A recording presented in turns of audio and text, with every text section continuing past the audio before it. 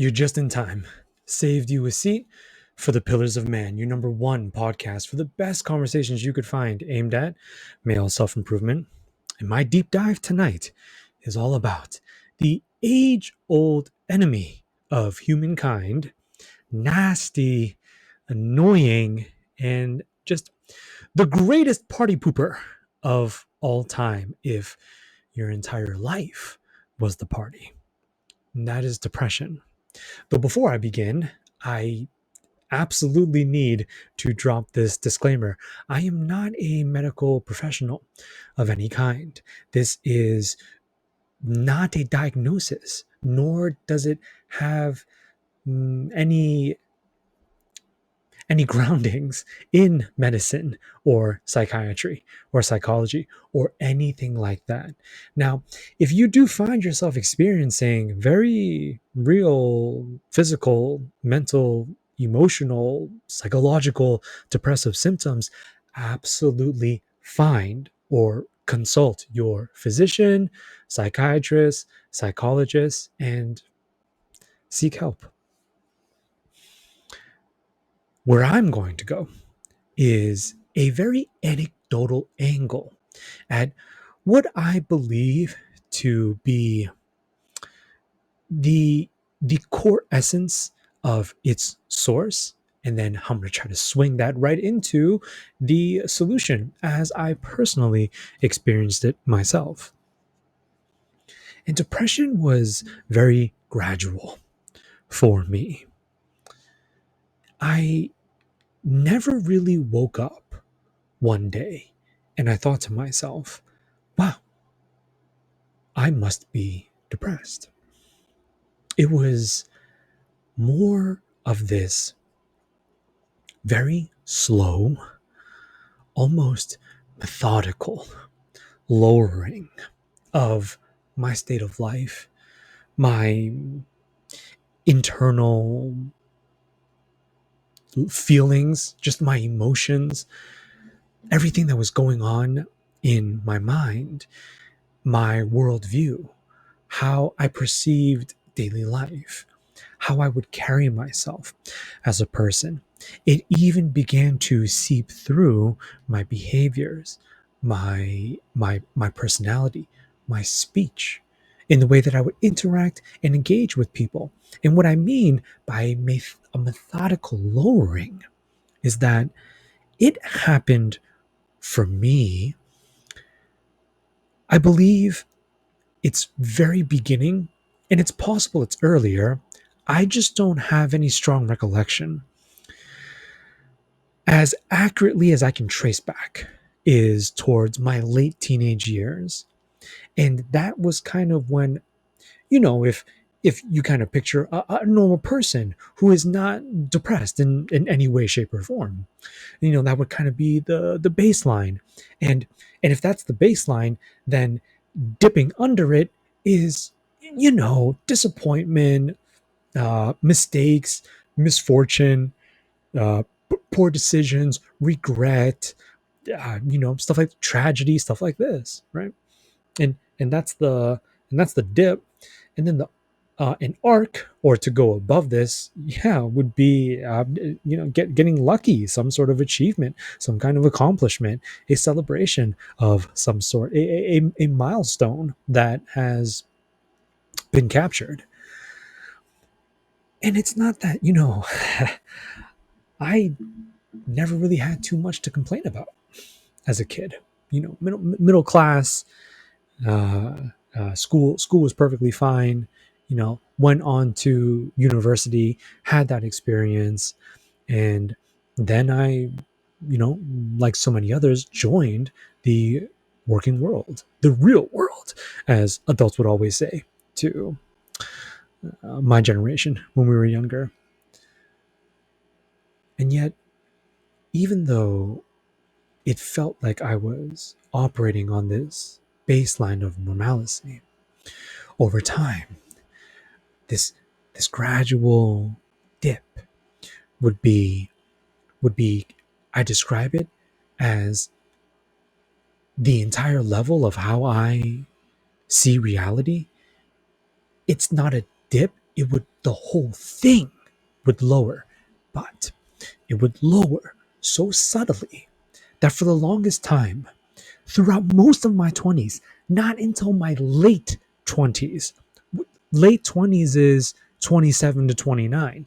Yeah, it was around that time, of my life, late 20s, that I even started to put it all together. That I even began to piece together, wait a minute, this is not normal. It's I should what I feel like I should be a little bit more excited, just in general, just overall. I feel like I should be a little bit cheerier than this. But I'm gonna go much deeper into that in just a second. And it was so subtle, and it was so slow that as I continue to clarify, methodical, because it's just depression, how it infected me and what it did to me in my life. It's just a very slight lowering again and again and again. And so, from your perspective, or maybe anyone that could like watch this happening to me, then it's slow, but right, you can see the descent. Wait, whoa, hey, Kumo, you're getting pretty low down there. You might want to, try and pull it back up. But I, unfortunately, no, I didn't. I never ran into anybody that helped me arrive to that conclusion through peer observation. In my own POV, it just, you know, everything's normal, and then I'm sad every so often for no reason. And then it just, right, the frequency, it's like a dial, and it slowly increases. And as my state of life, just how everything felt to me, people, experiences, my friends, my job, things, everything, that's why I say all of it. That's why I kind of like, this is like the level of my life, and on top of my hands is everything. It's my whole existence, and it just, all of it just, you know slowly, very slowly, over time. That's how it was for me. By the time it got dangerous, by the time it lowered itself to a place where, wow, you know we down here, you can't even see my hands anymore. you know that is, it's a good way to picture it. Right? It's so low. you you know any you would not be able to picture any healthy human being down there. Dark, heavy, lonely. It is this pit that I got used to living in. And it just, because of this very slow descent, to me, over the years, as it got worse and worse and worse and worse, I felt as though it was completely normal. Oh, huh? What?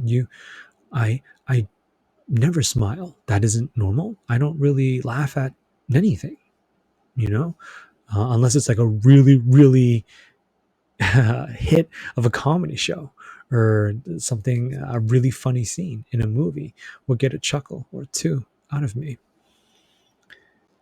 Everything kind of starts to lose its color.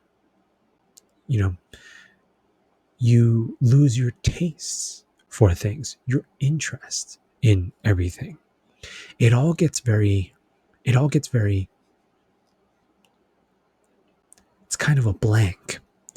What I mean by that is, even if you are there with the experience, you're doing your job, you're home, you're enjoying what you usually enjoy, your go-tos, the usual. and you're really just going about life. Now, I say for me, it was all kind of a blank because it's fine that life was happening to me, but if it wasn't, if it all just vanished and it was just a blank space where my life used to be, my brain would immediately conclude, yeah, that's fine too.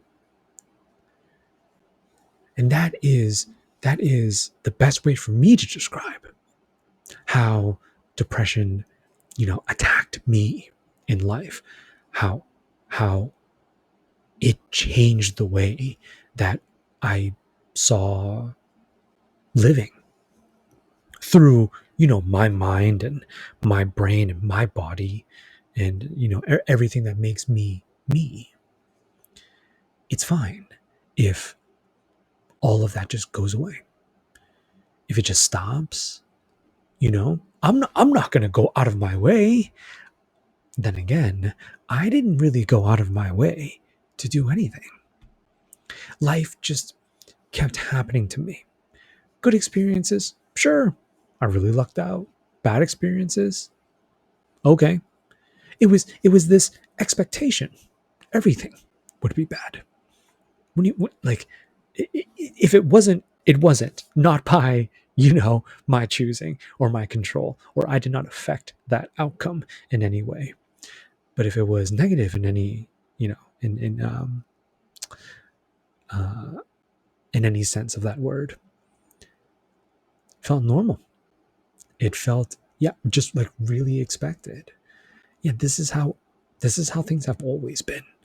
You know, why would bad, regardless of, um, the specific event, like bad what? Bad friendship, bad uh, breakup, bad family issues, bad work relations, bad, bad something happening with my boss, or like just life stuff.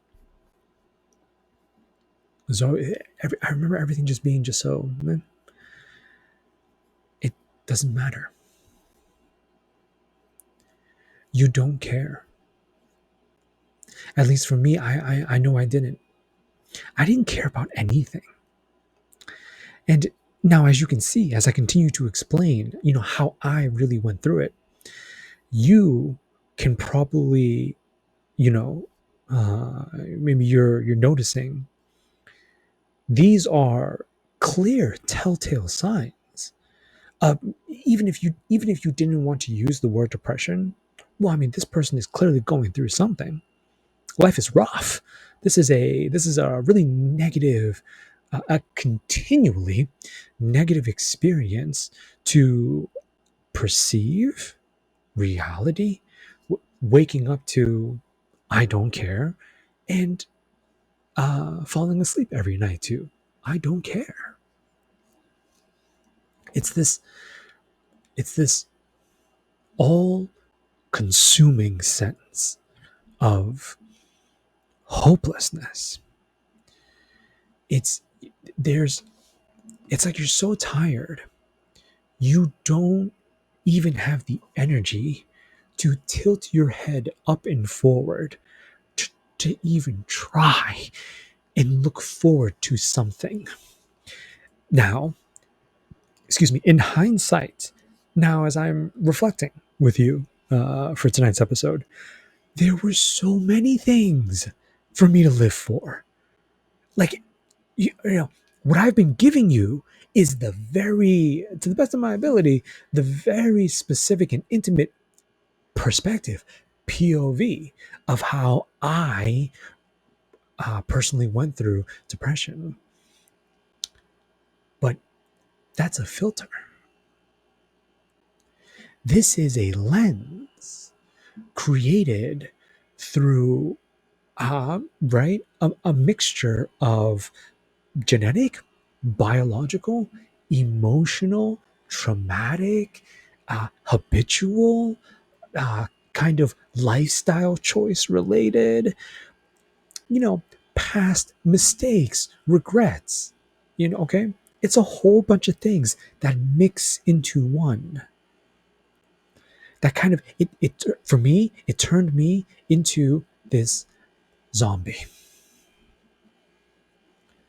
I was alive, but I wasn't living. I was tired all the time, but I wasn't dead. And every day was like this.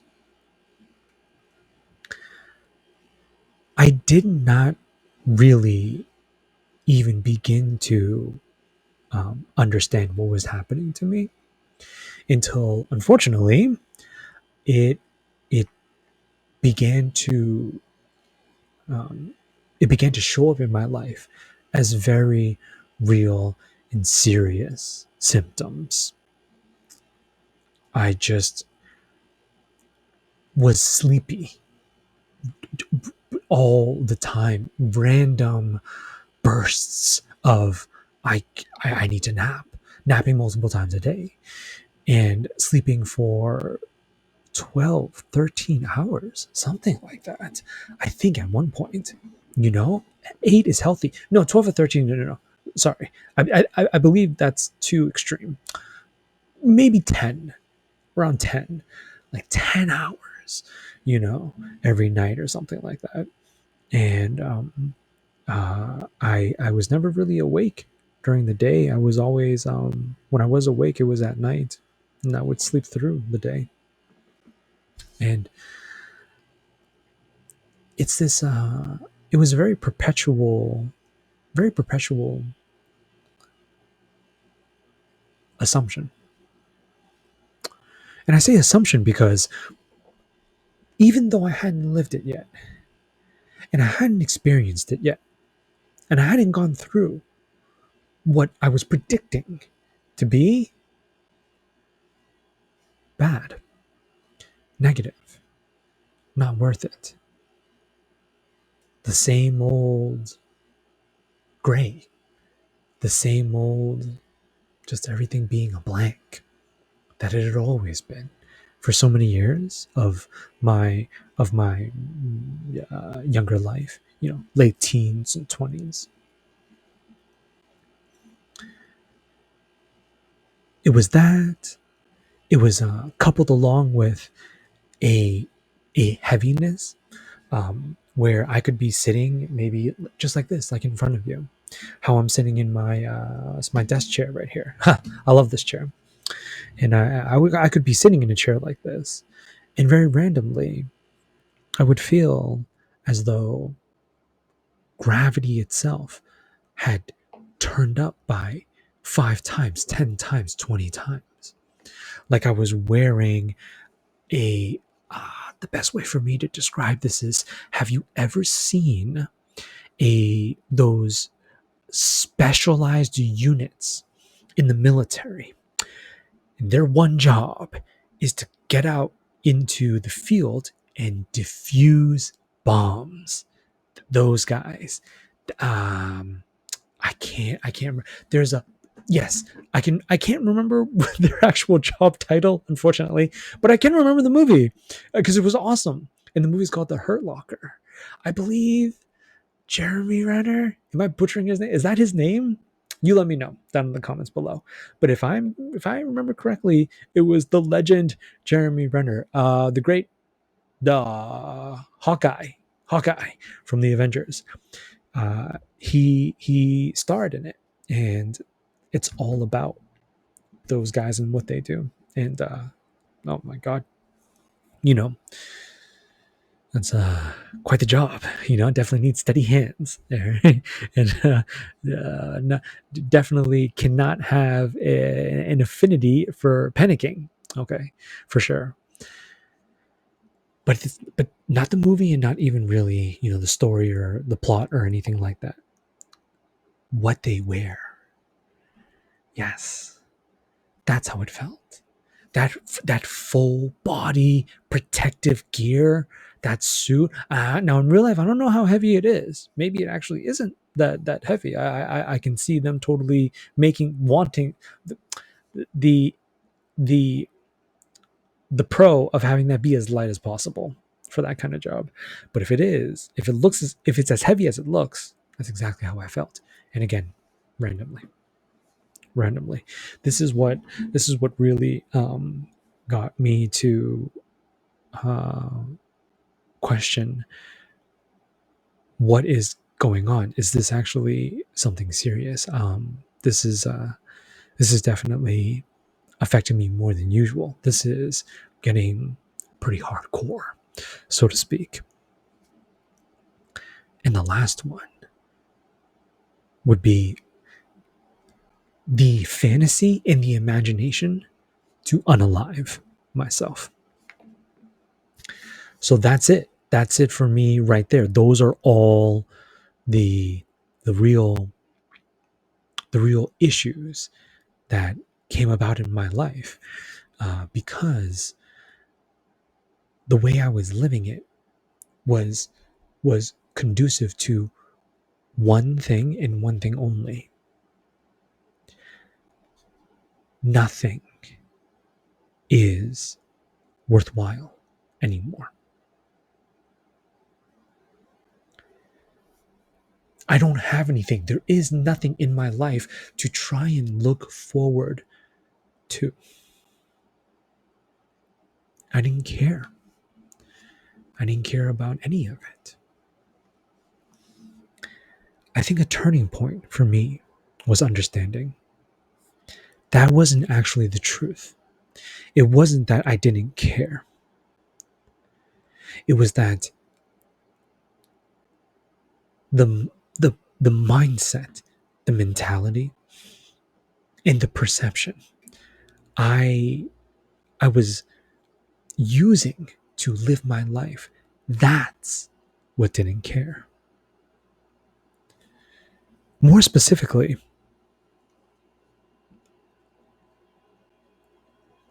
I was just not healthy enough. And I could not yet confront the task of taking responsibility for myself and realizing everyone has this capability of giving them to a certain degree and to a certain point. Being able to give yourself the nurture and the love and the care and the opportunity to try in any way possible to try and create evidence life is worth living. I made the mistake of throughout all of my years of peak depression, and hey, I'm very happy to tell you today it's way better. It's much better, and it comes and it goes, and it's not nearly as frequent as it used to be, even a few years ago. So that's it really took me a while to get here, but you see, that's the thing. As painful as it was, and as long as it took, I'm so happy I did. And I really want you, of course, it's my sole intention for tonight. I really want you to be able to do the same. So a turning point for me was understanding I shouldn't live in this manner. I should not go about my life waiting for it to happen to me. Now, you see, I never expected it to. I always expected negativity, bad, you know, oh, this won't turn out well. This is going to disappoint me. This is not going to work. This will fail. I will be rejected, etc., etc. I was always expecting that. Always, always, always, always. The classic glass half empty, perspective for life. And as I went about my entire existence like this, it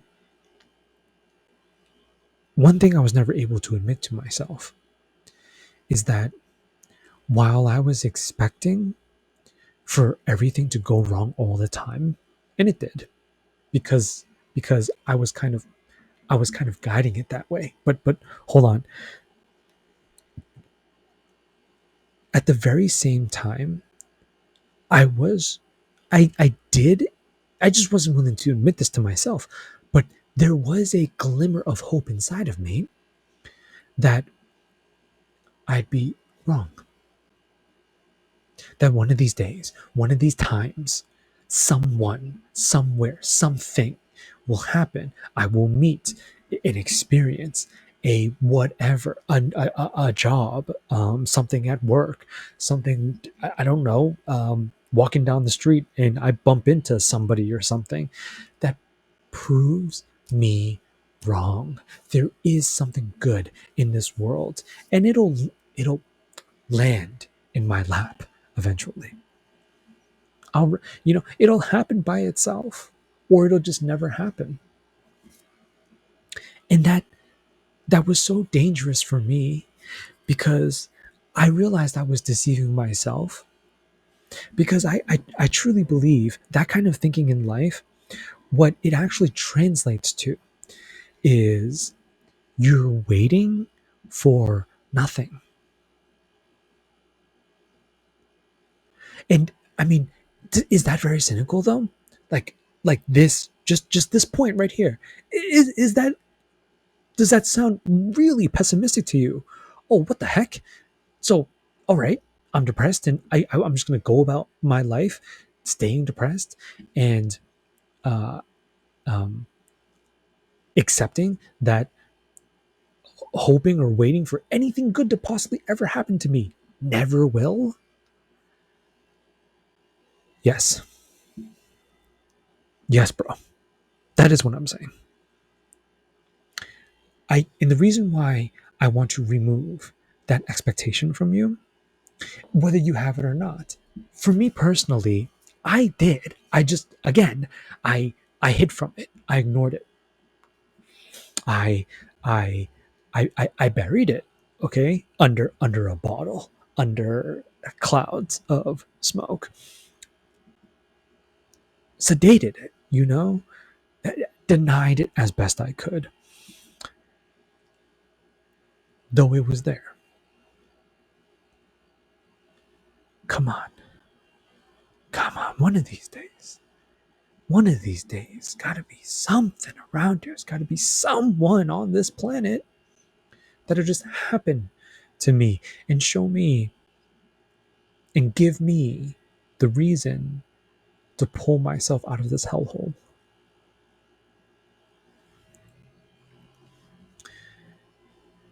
So, the reason why I'm saying to you, and I came to the conclusion myself, that will never happen. And it is foolish to go about life living like this. The reason why is because the truth is, you don't need it. And this is the capability I believe anyone has. In Yes, within themselves, everyone has the power to do this. Even if you are someone who is experiencing depression and you feel as though it's just simply not possible, that is a non-existent capability for you. Maybe, but it can be born, and it can be grown, and it can be mastered. Where? Truly, where would that come from, though? The source of its creation. This is when I have to dive into a very spiritual territory of willpower. You must will it. And I know exactly how that sounds. Wow. What? Okay. Pretty anticlimactic right there for me to drop it like that. No. Absolutely. Oh, if it was really just like that, you just will it, and then nobody in this world would ever be depressed, at least not for long. No, I mean, I say willpower is because you aren't missing anything. This is why I am relating this, at least the strongest source of your comeback, of your turnaround, for you to really temper your depression and start living a more positive, a more healthy, and a happier life. That all comes from the, and in this way, it is not that it's easy, but it is simple. This, all of this really does come from the will. You have to make the attempt. You have to try to see it in this way. You even by force. You must take your own perspective, how you frame your life, and you must very intentionally divert it, okay, into time tested and, um clinically backed. I'm not I stand by my disclaimer. I am not a medical professional, but I will say clinically backed and time tested, because these are this is really what I had to get into, and it's what helped me build my foundation to fight back, to make a stand, to draw a line in the sand and say, not here. You can have it all. You do. In fact, for me, in fact, you do have it all. You have my hope, and you have my happiness, and you have all my enthusiasm, and you have all my excitement. You have all my motivation. You have all my energy. You have everything. Depression, I mean. You have it all. But when you draw that line and you say, but you will not have this, you won't, like, no matter how bad it is, no matter how far down you are, no matter how depressed you really, you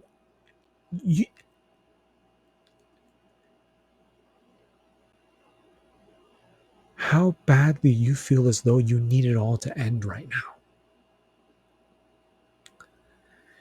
That line can be drawn where you say, no, this is where you can't cross, because it is right here that I will, of my own volition, of my own accord,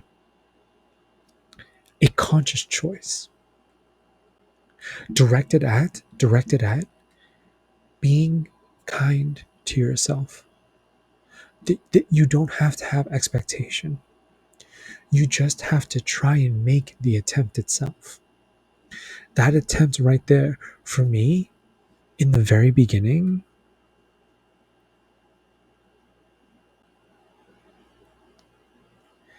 it wasn't, so I want to say take a walk, because that really does help in a myriad of ways. Before I get into actual, specific benefits, I just didn't start like that though. It had been so long since I really went outside for anything but work. So for me, it was just leave my room and go outside. Just do that. Just really get out there and stand out there. It's daylight. Feel the wind. Hear whatever's going on. It might not even be that pleasant, depending on where you live, but it's all good as long as you're safe. Be out there and give it a little bit of time. And then you come back in. That's what I'm talking about. Being that patient. And I believe to be patient with oneself. That is a form of kindness in the way that I see it. It's kind of like, because when you take control over these actions that you absolutely have control over, there's no doubt there. There's nothing to really think about. Not, it absolutely gets way more complicated than this. But Yeah, I want to keep it as simple as possible tonight. So these are kinds of actions in which it is a maybe a slight motion of the body, right? You kind of just like, you got to really try to stand up. This is really, and there's no shame. There's nothing to be embarrassed about, because no one would have been able to tell me. And it's not, I couldn't, I wouldn't even want to take the time to describe it. It's just, while you're here, I will say, I wouldn't even, I would never expect anyone to understand how difficult it was for me to leave my room. See, see, when you're living here, when it's normal, you know, um, is the majority of I have no idea. I'm kind of asking you. Is the majority of the American population not depressed? If they're not depressed, that's a good thing. I mean, that's awesome. The less the better. The goal is zero, right? But when most people are living just, that normal baseline, then how could you fathom what it would be like down here? So, and when you're really depressed, and you've been depressed for years and years, that's where you are. That's where you have to start.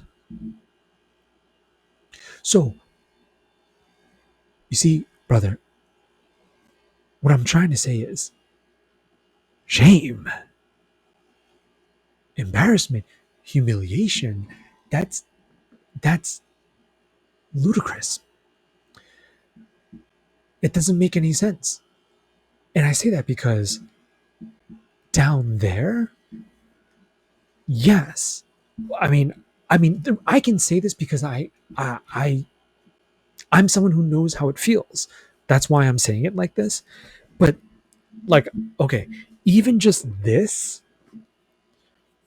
okay, to stand up and then go outside is a tremendous action of willpower. I mean that. I'm not even trying to be dramatic right now. It really is. That is one of the most powerful acts of strength and resilience right there. Now, am I exaggerating? Am I like, okay, whoa, Kumo, it's not that crazy to just stand up out of your chair. When that chair is home, when that chair is safety, when that chair is you, you're only alive because you're in that chair, and going anywhere else. And like, when you have no desire, you have no zeal for life at all, to go anywhere, to do anything, is death. It's danger. It's I don't want to have anything to do with anything. I don't even want to be here. The chair is how you are barely hanging on. At least that's how it was for me. So to remove yourself from that situation, to get up and to go outside, that is an incredible act of defiance to all of this negativity that is unsuccessfully, because you are alive, bro, but trying to crush you. That is an act of a king. I say king because you are. It is perhaps the first step for a man to assume control of his life, because that is something that you can do. You know, and forgive me, I may be reaching, and I say that because I don't know. I don't know the disease, the mental ailment, depression. I don't know it top down, like I'm not well studied. This is all anecdotal. So it's possible that I just wouldn't be surprised if there were extreme forms of this illness that that actually would atrophy parts of your body and make it hard for a human being to make to activate those bodily movements to stand up from a seated position and then walk and get themselves outside for a little bit. That's possible.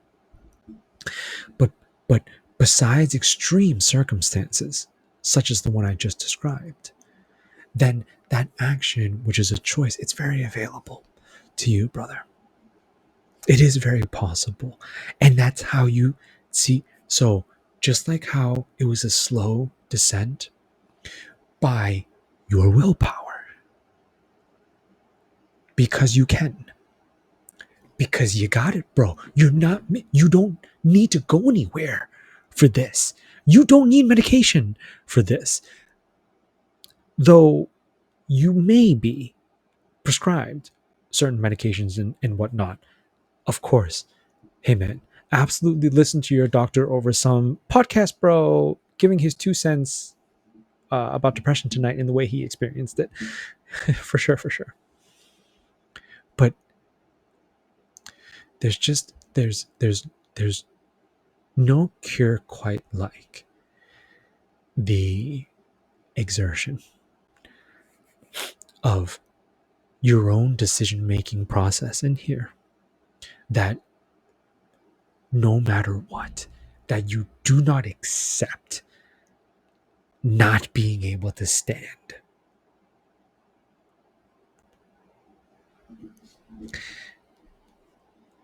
It's so many things, and I'll try to expand a little bit now because it's way more, because you got to do like a little bit more than just go outside, you know. But if it's diet, then whatever, like really highly processed, tons of sugar, like sodas and juices that it's not even juice. It says juice, but this is not, it's not like a fruit that was just squeezed. That's what I would consider actual juice.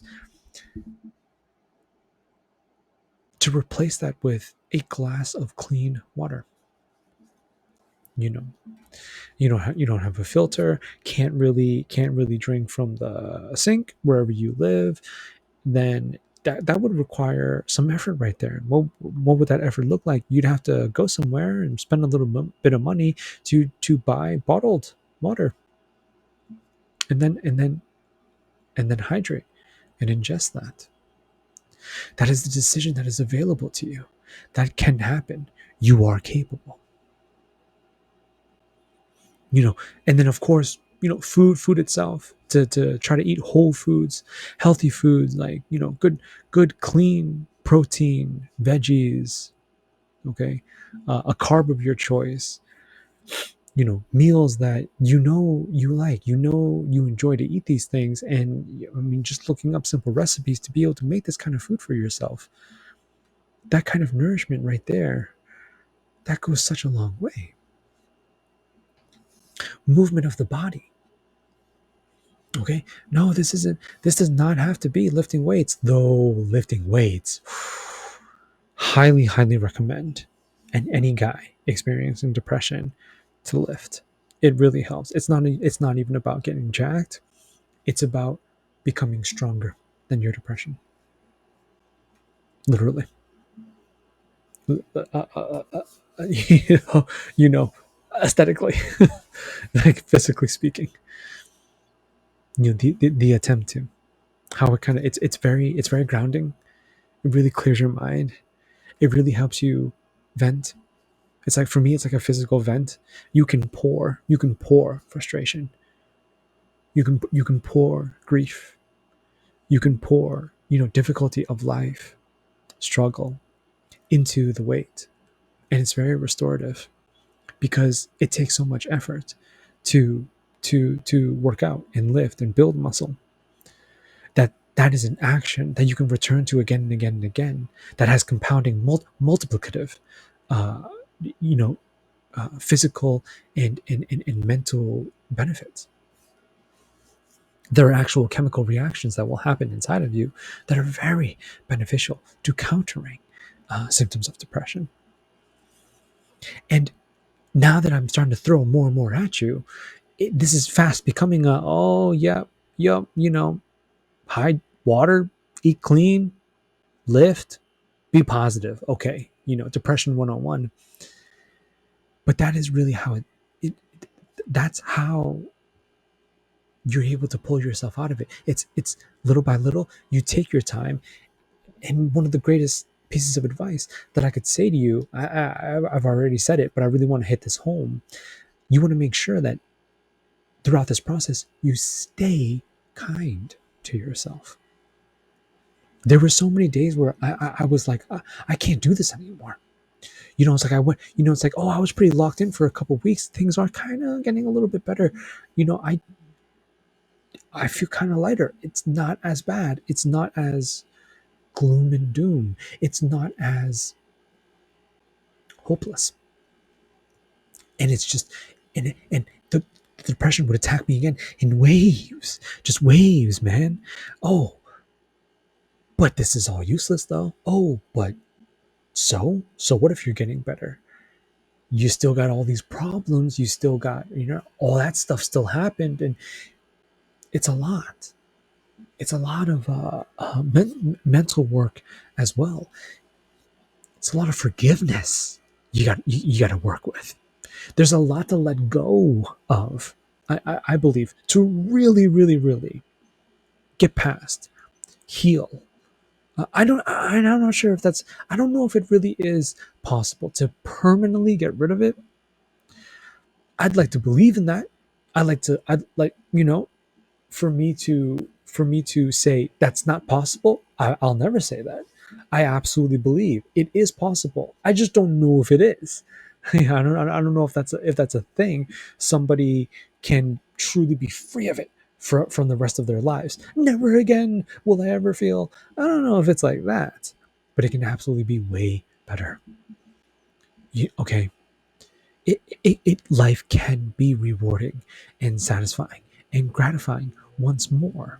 And one of the best ways to experience that when you're in depression is you give. See, this is why I keep saying you already got it. What can be done to really help?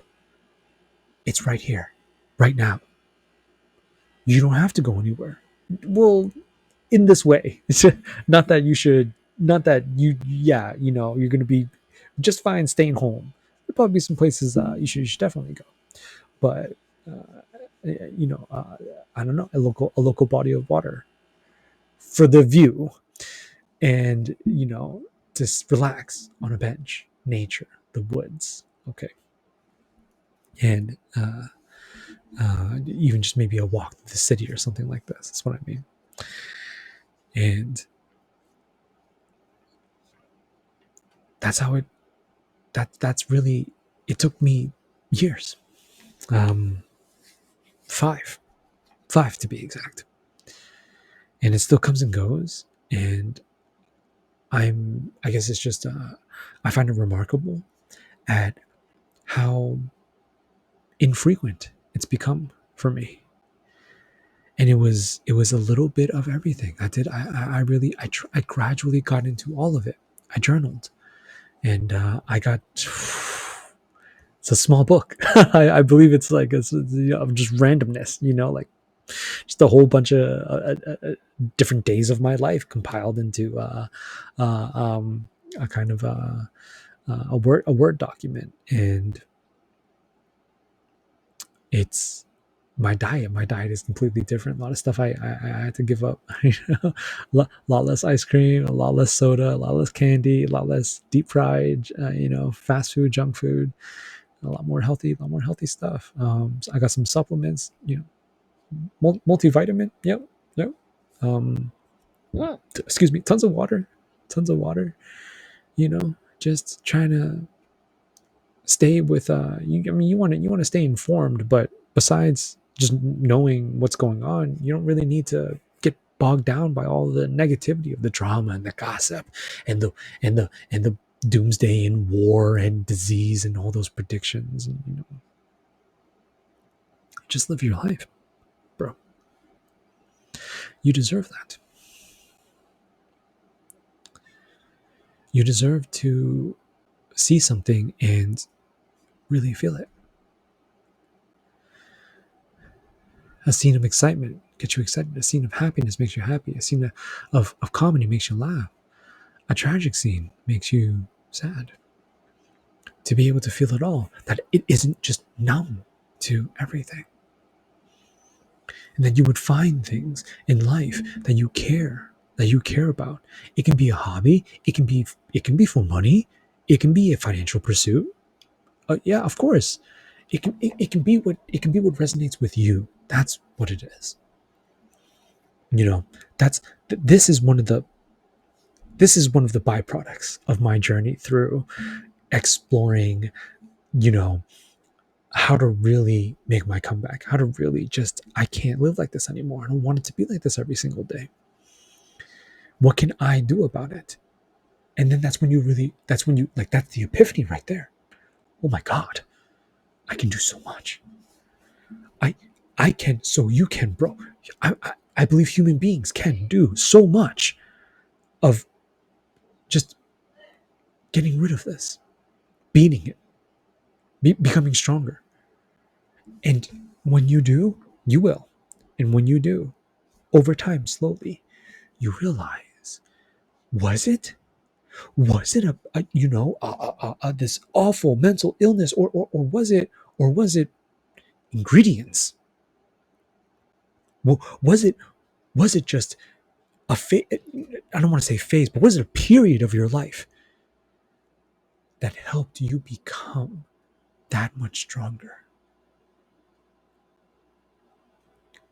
Because that you can't, I don't see any way to rebuttal this. And what I mean is, you can't take away the fact that when you do come out on top, when you do make these changes and you get better, and you start to take care of yourself more, you start to do all these things you never would have if you hadn't been brought through that kind of pain.